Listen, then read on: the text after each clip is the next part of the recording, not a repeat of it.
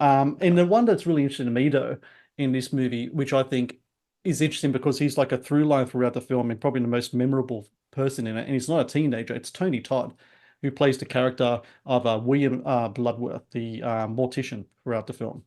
Tony Todd, who just passed away, I think it was late last year, early this year as well.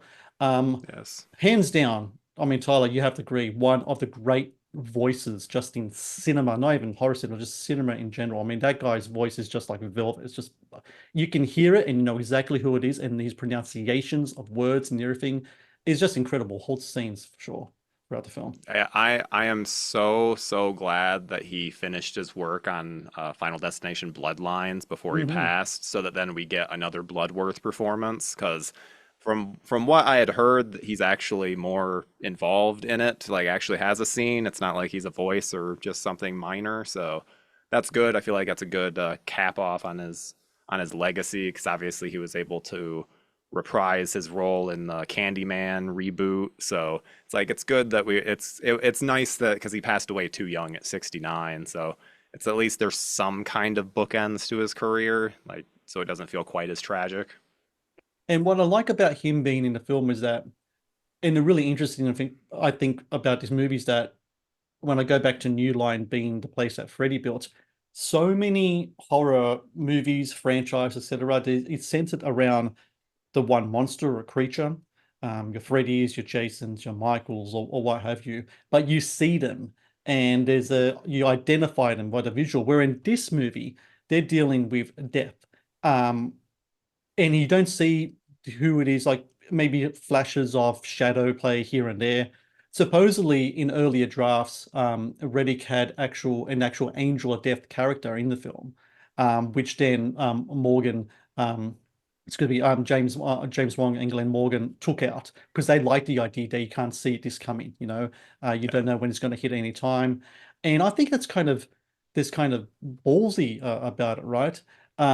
And I've read this article that Reddick did with the Independent only like last week, talking about the 25th anniversary.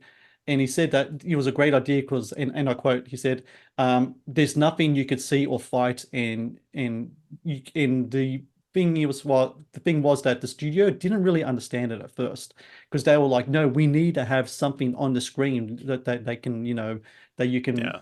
visualize, that you can, but the fact that you don't have that not only works so well, but then you have Tony Todd in there as well. That ends up kind of being the guy that's kind of like the one horror figure that's kind of associated throughout the whole franchise, I think anyway, because he's just such a big looming presence that even though you don't see death on its own, you do kind of have someone in there in the form of Tony Todd, one of the great horror actors that kind of does have that kind of visual marker for a lot of people when they watch the Yeah. film.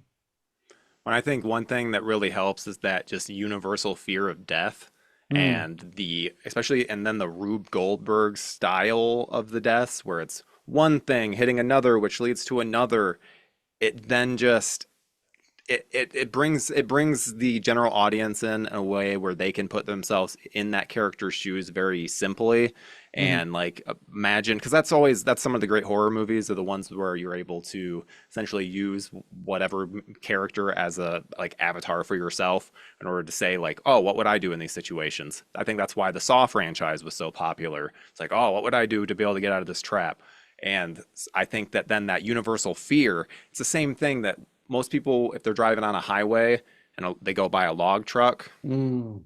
they might have that suddenly a whole image, a whole scene plays out from Final Destination 2. And same could be said of the airplane.